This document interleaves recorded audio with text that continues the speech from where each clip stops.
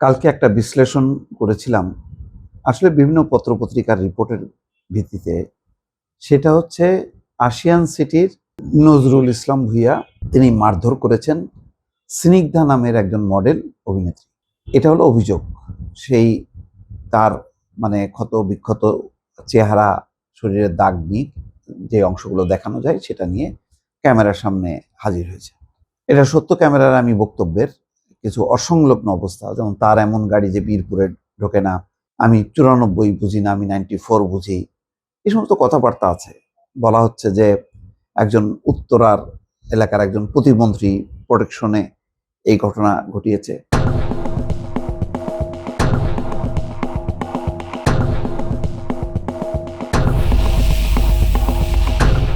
আমরা যেটা হয় যে পুরুষ শাসিত সমাজে পুরুষ যখন নারীর উপর অত্যাচার করে তখন আমরা নারীদের পক্ষ নেই, এবং ঘটনাও যে অসত্য তা না। বিশেষ করে যাদের টাকা পয়সা আছে তারা নারীকে এক ধরনের পণ্য হিসেবে ব্যবহার করে আমাদের এই সমাজে। তো যেভাবে স্নিগ্ধা চৌধুরী যেভাবে বর্ণনা করেছেন, তিনি নিজেকে বাংলাদেশের সেরা সুন্দরী, তারপর বলছেন ক্যাটরিনা কাইফ, এই ধরনের কিছু হাস্যকর কথা থাকলেও ঘটনাটা কিন্তু গুরুত্বপূর্ণ। ঘটনাটা কি? নির্যাতনের অভিযোগ। এইটা যদি হয়ে থাকে, আমি বলছি যে এইটা তদন্ত হচ্ছে।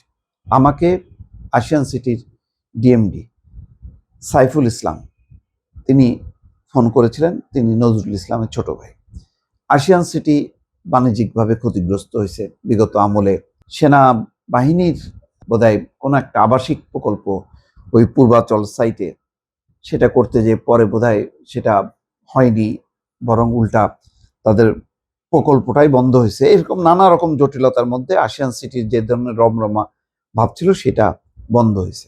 তো যাই হোক, সেটা ন্যায় অন্যায় সেটা তার আমি বুঝবো না, কিন্তু তারা ক্ষতিগ্রস্ত হয়েছে। এখন সাধারণত যারা এই ধরনের বড় বড় ভূমির প্রজেক্ট করে এদেরকে বলা হয় ভূমিদস্যু।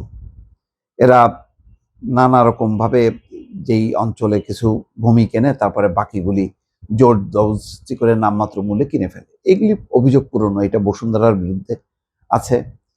এগুলি যে রংধনু সহ আরো অনেকের নামে আছে। এখন সত্য মিথ্যা আমি এই বিতর্কে যাচ্ছি না। এখানে মূল বিষয়টা হলো যে আমার আলোচনায় আশিয়ান গ্রুপের সাইফুল ইসলাম, যিনি ডিএমডি, তার মনে হয়েছে যে আমি ওই স্নিগ্ধা চৌধুরীর পক্ষে বক্তব্য রেখেছি। আসলে আমি স্নিগ্ধা চৌধুরী বা জেবা তাকিয়া, কি একটা নাম, পিকুলিয়ার নাম, যে নামগুলি উচ্চারিত হয়েছে, এই দুই নারীর কাউকে আমি ইতিপূর্বে, সত্যি কথা বলতে গিয়ে দর্শক, আমি শুনি নাই।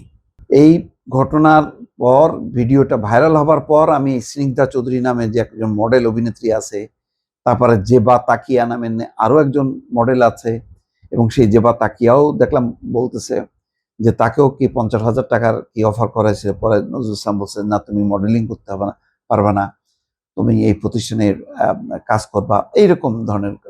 তো আমি এগুলি মনে করি যে এই যাদের কোটি কোটি টাকার মালিক, তারা তারা এই ধরনের মডেল অভিনেত্রী, তারা এক ধরনের, বললামই তো, যে তাদেরকে ভোগ্যপণ্য মনে করে তাদেরকে অফার দেয়। কিন্তু কথা হলো যে সেইটা, এবং তারপরে এই নারীরাও আবার, এই নারীরা আবার এমন না, সব নারীকে আবার এক পাল্লায় মাপা ঠিক হবে না।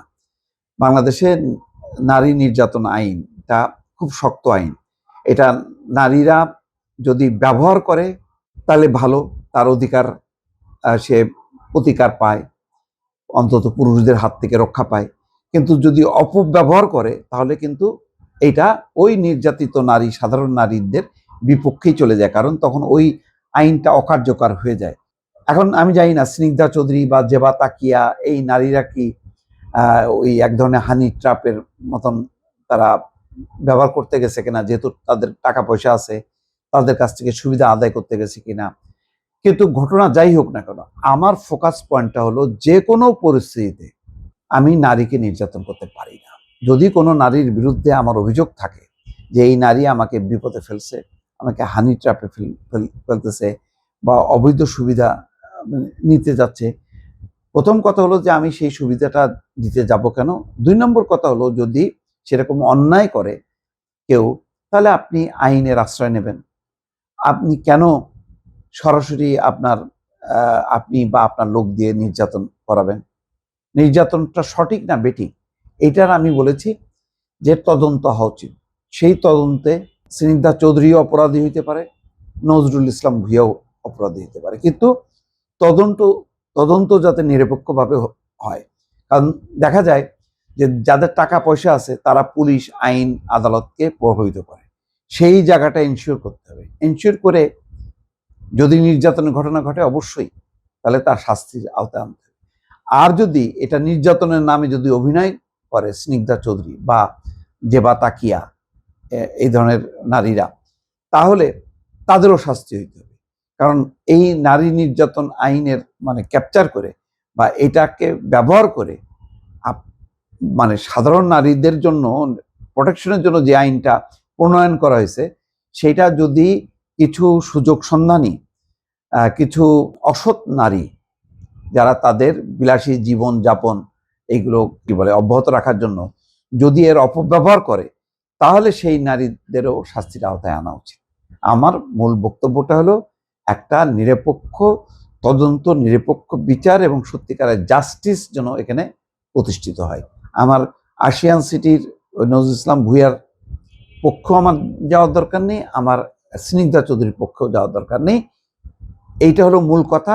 আর কোনোভাবেই আইন নিজের হাতে তুলে নিয়ে আমি কোনো নারী গায়েও যেমন হাত দিতে পারি না, তেমনি কোনো নারী কোনো পুরুষের গায়েও হাত দিতে পারে না। এটা এনশিওর হইতে হবে। এটা হচ্ছে মোদ্দা কথা।